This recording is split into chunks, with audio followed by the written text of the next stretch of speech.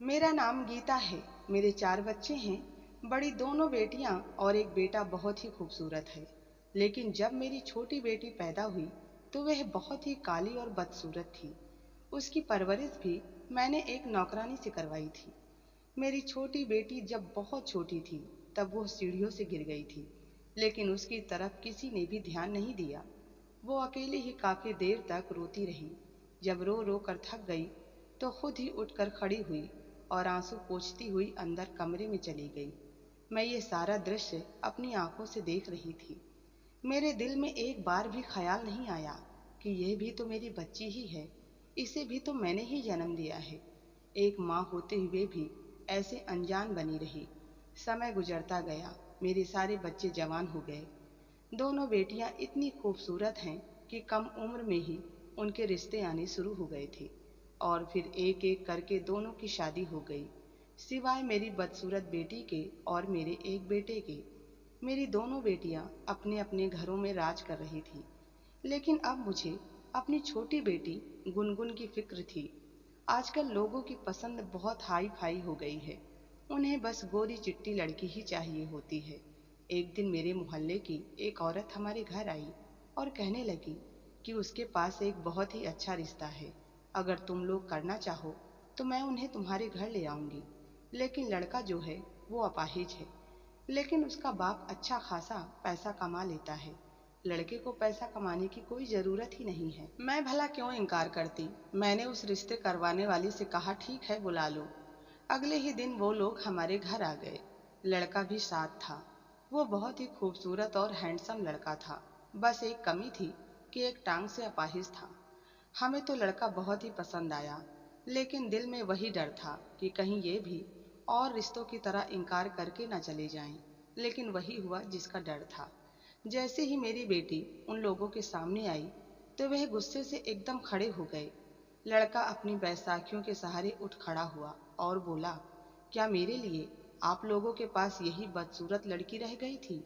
हम सब बड़े ही परेशान हुए। मैं बीपी की मरीज बनकर रह गई। मेरे पति तो कहते कि अगर शादी नहीं भी होगी तो क्या समस्या है, कुछ लड़कियां तो खुद ही शादी नहीं करती, तो क्या उनका कोई फ्यूचर नहीं होता। मैं अपने पति को बस देखती रह जाती। वे अखबार पढ़ने में इतना बिजी हो जाते कि मैं उनसे दोबारा बात ही नहीं करती थी। मेरी बदसूरत बेटी, जिससे मैं बहुत ही नफरत करती थी, वो मेरे पास आई और कहने लगी कि मम्मी, मैं आगे पढ़ना चाहती हूँ। मेरी दोनों बेटियों ने बस 10वीं क्लास तक ही पढ़ाई की थी, लेकिन इसने तो बीए भी कर लिया था। लेकिन अब फिर से अपने बाप के सामने खड़ी थी कि मुझे आगे पढ़ने की इजाज़त दी जाए। लेकिन मैंने पूरी तरह से मना कर दिया था, तो वो मायूसी में सर झुकाए अपने कमरे में चली गई। दूसरी तरफ आजकल मेरे बेटे पवन पर विदेश जाने का भूत चढ़ा हुआ था। पवन अपनी दादी का बेहद लाडला था, इसलिए दादी ने बिना कुछ सोचे समझे उसे एक ही मिनट में अनुमति दे दी। तब मैंने खूब शोर मचाया, लेकिन मेरे शोर मचाने से क्या होता है। उसने जल्दी से सारी तैयारियां की और फिर मेरा प्यारा बेटा 1 हफ्ते के अंदर ही अमेरिका चला गया। मैं उसकी जुदाई में बहुत ही बीमार रहने लगी थी। एक दिन मेरी तबीयत कुछ ज्यादा ही बिगड़ गई। तब गुनगुन ने मेरी बहुत ही सेवा की थी, लेकिन मैंने उसे मुंह नहीं लगाया। कुछ दिनों में मेरी तबीयत कुछ सही हुई तो मैंने अपनी सास से कहा कि अम्मा, आप ही कोई तरकीब बताएं जिससे कि मैं गुनगुन से अपनी जान छुड़ा सकूं। मेरी सास ने एकदम मुझसे कहा कि बहू, इतनी नफरत ठीक नहीं होती। मैंने अपनी सास की आंखों में बहुत ही उदासी देखी तो मैं उनसे पूछने लगी कि क्या बात है, आप एकदम से इतनी ज्यादा उदास क्यों हो जाती हैं। लेकिन वे मेरी बात का जवाब दिए बिना ही आगे की तरफ बढ़ गई। बस इतना कहा कि मुझे ऐसा लगता है कि कुछ बहुत ही बुरा होने वाला है। मेरा दिल बड़े ही जोरों से धड़क उठा था। भला ऐसा भी क्या बुरा होने वाला है। मेरे कई बार पूछने पर भी वह कुछ भी ना बताती। बस खामोशी का चोला पहने कई दिन तक कमरे से बाहर ही नहीं निकलती थी। मैं अक्सर एक बात नोट करती थी कि मेरी सास जब भी कमरे में जाती तो वह एक संदूक खोलकर बैठ जाती थी और फिर दरवाजे की कुंडी लगा लेती। फिर आसपास देखती और उस संदूक को धीरे धीरे खोलते हुए उसमें से एक बड़ा सा पैकेट निकालती और फिर उसको चूमना शुरू कर देती। मैंने कई बार देखने की कोशिश भी की और अपने पति से भी पूछा, तो वो मुझे टाल देते, कोई और ही बात लेकर बैठ जाते थे। मेरी दो बड़ी नंदे भी थी जो कि दूसरे शहरों में रहती थी। वे काफी दिन बाद घर का चक्कर लगाया करती थी। इस बार जब मेरी सास की हालत खराब थी तो मैंने अपने पति को कहकर अपनी दोनों नंदों को अपने यहाँ बुलवा लिया। जिस रात दोनों ननद मेरे घर आई, मेरे पति की अचानक तबीयत खराब हो गई और उन्हें हार्ट अटैक आया। फिर वे हमें रोता छोड़कर इस दुनिया से चले गए। यह सब कुछ इस कदर अचानक हुआ कि मैं तो काफी दिनों तक इस सदमे से बाहर ही नहीं निकली थी। मरने से ठीक पहले उन्होंने अपनी माँ से कहा कि माँ, मुझे माफ कर देना, क्योंकि मैंने भी उसे आज तक सुख देने की कोई कोशिश नहीं की। मुझे उनकी यह बात कुछ समझ नहीं आई। आखिर वो किसे सुख देने की बात कर रहे थे। मेरी दोनों नंदे हर वक्त अम्मा के पास ही बैठी रहती। जब मेरी सास की तबीयत खराब हुई तो मेरी दोनों नंदे अपनी अम्मा को एक ही बात कहती कि आपने एक बार फिर से अतीत को गले लगा लिया है, इसीलिए तो आपकी तबीयत इतनी खराब हो रही है। मेरी सास ने अपने बेटे की मौत का कुछ ज्यादा ही असर ले लिया था, लेकिन उनका वह संदूक उनकी जिंदगी की सबसे बड़ी पूंजी थी। मैं कभी कभी सोचती और परेशान हो जाती कि आखिर ऐसा क्या राज है जो मुझे नहीं पता है। मेरे पति किसको सुख देने की बात कर रहे थे और मेरी सास का अतीत क्या है। अतीत में ऐसा क्या हुआ था। मैं बहुत सोचती रहती इस बात को लेकर, लेकिन मुझे कोई कुछ भी नहीं बताता था।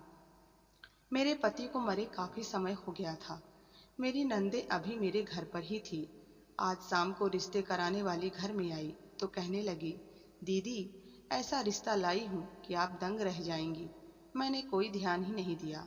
सब कुछ मेरी बड़ी ननद ने ही तय किया। कहने लगी कि वह लोग कल आएंगे।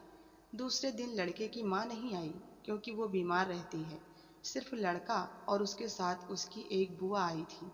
जैसे ही मेरी बदसूरत बेटी गुनगुन उनके सामने आई तो लड़के ने उठकर उसका स्वागत किया और उसे एक ही नजर में पसंद कर लिया। मैं तो एकदम हैरान रह गई थी। खैर, हम लोग भी उनके घर गए। मेरी होने वाली बेटी की सास मेरे सामने कुछ ही देर के लिए आई, लेकिन वह पूरी तरह खुद को छुपाकर कहने लगी कि मेरी तबीयत ठीक नहीं है, इसीलिए मैंने खुद को छुपा कर रखा हुआ है कि कहीं मेरी बीमारी किसी और को न लग जाए। हम लोग बहुत ही हैरान हो रहे थे कि इस तरह के अमीर घर में मेरी बेटी ब्याह कर जा रही है। लड़के वालों को शादी की बहुत जल्दी थी, इसलिए 1 महीने के अंदर ही मैंने उसकी शादी कर दी। मेरी काली कलूटी और बदसूरत बेटी के लिए ऐसा रिश्ता भगवान की बहुत बड़ी कृपा से कम नहीं था। हमने उसकी शादी की और फिर कभी भी पलटकर उसकी खबर नहीं ली। अब तो मुझे बस अपने बेटे की शादी करनी थी, जैसा कि हर माँ की इच्छा होती है कि वो जल्दी से जल्दी अपने बेटे की शादी करे। लेकिन अभी तक मेरा बेटा विदेश से वापस नहीं लौटा था। मेरी सास अपने कमरे में रहती थी और मैं पूरे घर में इधर से उधर घूमती रहती थी। मेरी बड़ी बेटी अपने पति और बच्चों के साथ अमेरिका जा रही थी। अभी उसकी फ्लाइट में कुछ समय था कि वह मुझे फोन करके कहने लगी कि माँ, मैंने सड़क पर एक आदमी को चलते हुए देखा है। वो हूबहू पवन जैसा था। पहले तो मैं यही समझी कि कोई और होगा, लेकिन जब मेरे बच्चे मामा मामा कहकर पुकारने लगे तो फिर मैंने भी ध्यान दिया, वो सच में पवन ही था। लेकिन यह कैसे मुमकिन था, क्योंकि पवन तो अमेरिका में है। जैसे ही मैंने ये सब कुछ सुना तो मैंने फौरन अपनी सास को बताया, तो वो कहने लगी कि उसका वहम होगा। मेरी बेटी कहने लगी कि मेरी आंखें धोखा नहीं खा सकती, मैंने खुद पवन को एक लड़की के साथ देखा था, और सबसे बड़ी बात, उस लड़की ने छोटे से बच्चे को भी उठाया हुआ था। मेरी बेटी और दामाद अपने बच्चों के साथ अमेरिका में पहुंच गए। एक होटल में कमरा बुक कराया। मेरे दामाद ने पवन को फोन किया तो उसने बताया कि मैं अभी ऑफिस में हूँ, कुछ ही देर में वापस आकर आपसे मिलता हूँ। अब मेरी बेटी को भी कुछ सुकून हो चुका था कि उसका भाई अमेरिका में ही है। लेकिन मैंने गौर किया तो महसूस हुआ कि सच में कुछ तो गड़बड़ जरूर है। कुछ ही दिनों बाद मेरी बेटी का फिर से कॉल आया। कहने लगी कि मम्मी, मैंने आज ही पवन को एक लड़की के साथ फिर से देखा। वे दोनों बहुत ही खुश लग रहे थे। लेकिन मम्मी, उनके साथ जो लड़की थी वो बहुत ही बदसूरत थी और भाई उसके साथ इस कदर खुश थे कि जैसे उनकी पत्नी हो। मैं बोली, क्या कह रही हो तुम? पवन शादी के नाम से इतना चिढ़ता क्यों है? कहीं उसने सच में लड़की पसंद तो नहीं कर ली है? एक दिन यही सब बातें करने के लिए मैं अपनी सास के कमरे में गई। जैसे ही मैं कमरे में दाखिल होने लगी, मेरे कदम वहीं पर थम गए थे। मेरी सास किसी से फोन पर बातें कर रही थी कि तुम वापस आ जाओ, बस एक बार मेरे दिल को सुकून आ जाएगा। 45 साल बीत गए हैं तुम्हारी सूरत को देखे हुए, सिर्फ एक बार मुझसे आकर मिल जाओ, बस एक बार। और मेरी सास की आंखों से आंसू बहते जा रहे थे। वह बार बार रुमाल से अपनी आंखें साफ कर रही थी। ये सब देखकर मैं हैरान रह गई। आखिर वो किसे बुला रही थी? मुझसे अब और ज्यादा सहन नहीं हुआ और मैं जल्दी से कमरे के अंदर गई। जैसे ही उन्होंने मुझे देखा तो फोन को एक तरफ रख दिया और कहने लगी, तुम यहाँ क्या कर रही हो? अम्मा जी, आप क्यों रो रही हैं? मैंने अचानक ही पूछा तो कहने लगी कि बस पवन की याद आ रही है। कब से गया हुआ है और पलट कर भी नहीं देखा। उसे परवाह ही नहीं है कि उसकी दादी किस कदर उदास रहती हैं उसके बिना। अम्मा जी, मैं भी तो यही बात करने आई थी कि आप ही पवन को वापस बुलाएं और उसे समझाएं कि अब उसको शादी कर लेनी चाहिए। मेरी सास कहने लगी, हाँ, मैं उसे मनाऊंगी, वो जल्दी ही वापस आए। उसी शाम को दरवाजे पर दस्तक हुई। जैसे ही मैंने दरवाजा खोला, एक पागल सा लड़का खड़ा हुआ था और मुझे देखकर बोला, तुम तो मजे की जिंदगी बसर कर रही हो और बहुत खुश हो। अपनी बदसूरत बेटी की एक ऊंचे घराने और बेहद खूबसूरत लड़के के साथ शादी कर दी है, तो क्या तुम्हारी जिम्मेदारी खत्म हो गई? अरे जाकर अपनी बेटी की खबर ले लो कि वो किन हालातों से गुजर रही है। अगर तूने अभी उसकी खबर ना ली तो भगवान तेरे ऊपर कहर बरसाएगा। तू सारी जिंदगी माफी मांगती रहेगी, मगर तुझे माफी नहीं मिलेगी। सारी जिंदगी बेटी पर किए जाने वाले जुल्मों सितम की वजह से भगवान का डर मेरे दिमाग पर सवार हो गया था। मुझे अच्छे से पूरी रात नींद नहीं आई थी। मैंने सुबह होते ही सोच लिया कि आज गुनगुन के पास जरूर जाऊंगी। मैंने अम्मा को कहा कि आप भी साथ चलें। अचानक मेरी दोनों बड़ी बेटियां घर में दाखिल हुई। मेरी अमेरिका वाली बेटी भी वापस आ चुकी थी। मैं बड़ी हैरान हुई कि यह क्यों आई हैं, क्योंकि घर में तो कोई ऐसा फंक्शन भी नहीं था। वह दोनों मेरे पास आई। बड़ी बेटी जो कि अमेरिका गई हुई थी, उसका चेहरा मुरझाया हुआ था। पूछने पर भी कुछ नहीं बता रही थी और फिर कुछ देर बाद कहने लगी कि मम्मी, पवन ने अमेरिका में शादी कर ली है। उसने हम सब से यह बात छुपाई है। मैं हैरानी से उसका चेहरा देख रही थी। बहुत देर बाद बोली कि बेटा, तुम अपने भाई पर यह इल्जाम क्यों लगा रही हो? अभी कल ही रात को तो मेरी उससे बात हुई है और वो कह रहा है कि जल्दी ही इंडिया हमेशा के लिए वापस आ रहा है। मेरी बेटी मेरे मुंह की तरफ देखती जा रही थी और फिर उसने अपना सर पकड़ लिया और कहने लगी, मम्मी, आप माने या ना माने, लेकिन मैं कह रही हूँ कि उसने शादी कर रखी है। मैंने अपनी बेटी की बात पर कोई ध्यान नहीं दिया और कहा कि आज तो मुझे गुनगुन के घर जाना है, बहुत जरूरी काम है। तुमसे वापस आकर बात करती हूँ। मैं और मेरी सास गाड़ी में बैठे। अम्मा हमेशा की तरह आज भी बिल्कुल बोल नहीं रही थी, बल्कि पूरे रास्ते खामोश रही। लगभग 1 घंटे के सफर के बाद हम लोग गुनगुन के घर के सामने पहुंच चुके थे। अम्मा जी पहली बार पोती के ससुराल में आई हुई थी। ऐसी शानो शौकत वाला बंगला हमारे पूरे खानदान में किसी का भी नहीं था। हम दोनों को नौकर ने बताया कि घर में इस समय सिर्फ छोटी मालकिन है, बाकी लोग कुछ देर के बाद आएंगे। मैंने कहा कि हम इंतजार कर लेते हैं। जैसे ही हम लोग घर के अंदर दाखिल हुए तो अम्मा अंदर की चमक दमक में ही खो गई। हमारी बदसूरत सी बेटी के ऐसे नसीब भी हो सकते हैं, हम लोगों ने सोचा नहीं था। हम लोग एक रूम में बैठे हुए थे कि अचानक अम्मा की नजर दाएं तरफ वाली दीवार पर लगी एक औरत की फोटो पर जाकर रुक गई थी। उसे देखते ही अम्मा के चेहरे के रंग बदलने लगे थे। वो कहने लगी कि जल्दी से घर चलो, मेरी तबीयत बहुत खराब हो रही है। तभी अंदर कमरे से एक औरत बाहर निकली, लेकिन वे पूरी तरह चादर में ढकी हुई थी। उसने अपना चेहरा भी छुपा रखा था। अम्मा जैसे तैसे खुद को संभाले हुए बैठी थी। उस औरत ने अपनी बहू को आवाज दी तो मेरी बेटी किसी रानी की तरह कमरे में दाखिल हुई थी। उसका रहन सहन देखकर दंग रह गई। वो तो कहीं से भी नहीं लग रही थी कि मेरी वही बदसूरत बेटी है जिससे मैं इतनी नफरत करती थी। आज तो उसके चेहरे पर अनोखी ही चमक थी, बहुत सुंदर लग रही थी। अम्मा जल्दी से जल्दी यहाँ से जाना चाहती थी, लेकिन चादर में छुपी हुई औरत बोली कि अम्मा को इतनी जल्दी भी क्या है, आप बैठें, कुछ देर में सारे लोग आ जाएंगे, सबसे मिलकर ही जाना।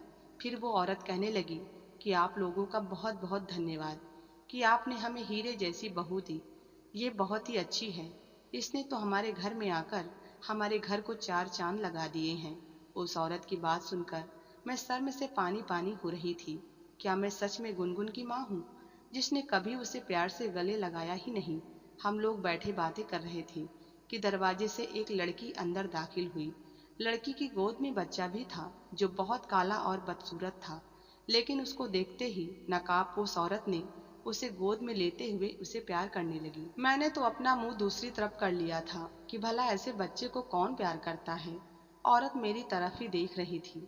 फिर वो एकदम उठी और बच्चे को मेरी गोद में डाल दिया। मैं ऐसे उछली जैसे सांप मेरी गोद में गिर गया हो। वो बोली, अरे क्या हुआ, अपने खून से कौन दूर भागता है। मेरे पैरों तले से जमीन ही निकल गई कि मेरी बेटी 3 महीने में ही कैसे माँ बन सकती है। लेकिन मेरी बेटी की सास कहने लगी कि नानी बनने के लिए तो आपको अभी इंतजार करना पड़ेगा, लेकिन फिलहाल आप दादी बन चुकी हैं। उस औरत की बात सुनकर मुझे एकदम से गुस्सा आने लगा। मैंने कहा, यह आप क्या कह रही हैं? वो कहने लगी, यह आपका ही खून है, मतलब कि आपका पोता है। मैंने पीछे मुड़कर देखा तो पवन मेरे पीछे खड़ा था और जिसे देखकर मेरे पैरों तले से जमीन निकल गई। मैं आगे बढ़ी और उससे पूछा कि तुम्हें यही मुंह काला करना था। जैसे ही मैं आगे बढ़ी, उस औरत ने अपने चेहरे पर पड़ी चादर हटा दी। मेरी सास उसे देखकर एकदम से दंग रह गई। मेरी तो कुछ भी समझ नहीं आ रहा था कि ये सब कुछ क्या है। मैं बोली, अम्मा जी, ये सब कुछ क्या हो रहा है, मुझे भी तो कुछ बताएं। मेरी सास ने जो कहानी सुनाई उसे सुनकर मुझे एहसास हुआ कि मैं भी तो जाने अनजाने अपनी सास के ही नक्शे कदम पर चल रही थी, बल्कि मैं तो अपनी सास से भी गई गुजरी थी। मेरी सास ने बताया कि उनके 4 बच्चे थे, 2 बेटियां और 2 बेटे। उनके घर में काम करने वाला एक नौकर था जिसकी पत्नी बच्चे के पैदा होने पर मर गई थी। उसने अपनी छोटी सी बच्ची को अपने सीने से लगाकर पाला था, लेकिन वह बच्ची बहुत ही काली और बदसूरत थी। एक दिन रामू ज्यादा ही बीमार पड़ गया, उसके बचने की कोई उम्मीद नहीं थी। तब उसने अपनी 7 साल की मासूम बच्ची संतो को मेरे ससुर के हवाले करते हुए कहा था कि मेरी इस बच्ची का आपके सिवा दुनिया में कोई नहीं है, मेरे बाद इस बच्ची का ख्याल रखना, भगवान आपको इसका फल जरूर देगा। मेरे ससुर ने अपने नौकर की बच्ची को गले से लगा लिया और रामू को विश्वास दिलाया था कि मैं संतो को अपनी बच्ची की तरह पालूंगा। लेकिन मेरी सास को संतो बिल्कुल भी पसंद नहीं थी, क्योंकि वो बहुत ही काली थी। जब मेरी सास के बच्चों के साथ संतो खेलती तो वो अलग ही दिखाई देती थी। मेरी सास को मजबूरन संतो को अपनी ही बच्ची बताना पड़ता था, क्योंकि मेरे ससुर ने सख्ती से कह रखा था कि संतो आज से हमारी ही बच्ची है। फिर उन्होंने एक दिन एक भिखारन की गोद में संतो को डाल दिया, साथ ही ढेर सारे रुपए भी डाल दिए और कहा कि इसे अपने साथ ले जाओ। जब मेरे ससुर को यह बात पता चली तो उन्हें सदमा लगा। उन्होंने मरते हुए रामू से वादा किया था कि वे इस बच्ची का ध्यान रखेंगे, लेकिन मेरी सास ने उनका यह मान तोड़ दिया। मेरे ससुर गुस्से से वो घर छोड़कर चले गए और आज तक लौट कर वापस नहीं आए। मेरी सास ने अकेले ही अपने बच्चों की परवरिश की और उनकी शादियां की, लेकिन मेरी सास को बाद में बहुत एहसास हुआ कि उन्होंने बहुत गलत किया था। उन्होंने अपने पति को खो दिया था। अब रोज रो रो कर अपने पति से माफी मांगती और उनके लौट आने की दुआएं करती। और आज जब मेरी सास ने गुनगुन की सास को देखा तो इसीलिए वो दंग रह गई थी, क्योंकि गुनगुन की सास संतो ही थी। मेरी सास ने जब ये कहानी सुनाई तो हम सब अपनी जगह हैरत से मुंह खोले अपनी सास की यह कहानी सुन रहे थे। गुनगुन की सास आगे बढ़ी और वो मेरी सास से बोली, माँ जी, आपने मुझे जिस भिखारिन को दिया था उसने मुझे अपनी बेटी बनाकर पाला। भगवान ने मेरी किस्मत ऐसी चमकाई कि आपके दिए हुए पैसों से उन लोगों ने एक छोटा सा बिजनेस शुरू किया और वो बाद में बहुत ही ज्यादा फला फूला। मेरी शादी हुई और फिर मेरे 2 बच्चे हुए। बेटा तो बहुत ही खूबसूरत था, लेकिन बेटी सांवले रंग की थी, लेकिन फिर भी मुझे मेरी बेटी बहुत प्यारी थी। बच्चे चाहे काले हो या गोरे, अपने माँ बाप की जान होती हैं। मेरी बेटी जिस कॉलेज में पढ़ती थी उसमें आपका पोता पवन भी पढ़ता था और वो मेरी बेटी से मोहब्बत कर बैठा। उन दोनों की शादी को काफ़ी समय हो चुका है और उनका एक बेटा भी है।